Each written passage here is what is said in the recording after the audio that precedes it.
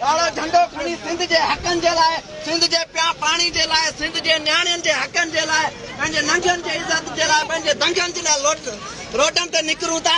इहा ई पुलिस, इहा ई रेंजर्स, इहा ई पाक फौज असांजे मथां सिधियूं फायरिंगूं थी करे, असांजे मथां कूड़ा केस थी हलाए। ऐं कल्ह को वाक़ियो आहे त इन्हनि पठाणनि अफ़गानियुनि जेके अफ़गानिस्तान मां आया आहिनि, कराची में अफ़गानिस्तान जो झंडो फड़कायो आहे। ऐं हर सिंधी जो इहो फर्ज़ आहे त पंहिंजी धरती जो वारसी करे, पंहिंजी धरती जो मालिकी करे।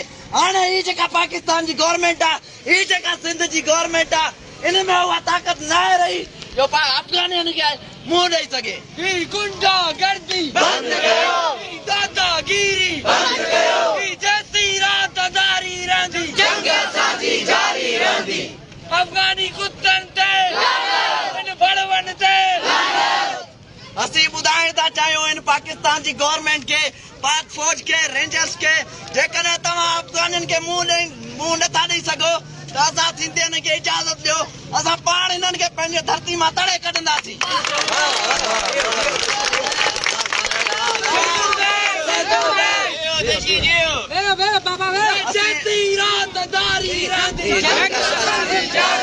असीं पाकिस्तान पीपुल्स पार्टी जी पार्टी खे चऊं था, जरदारी लीग के चऊं था, बिलावल भुट्टो के चऊं था, पीटीआई के चऊं था, पूरी पाकिस्तान जी आवाम के चऊं था, जेकॾहिं ही अफ़गानी असांजो सिंध छॾे न विया, असांजे सिंधियुनि ते ईअं ज़ुल्म जारी रहियो त ही पंहिंजे नुक़सान जो ज़िम्मेवार पाण रहंदा।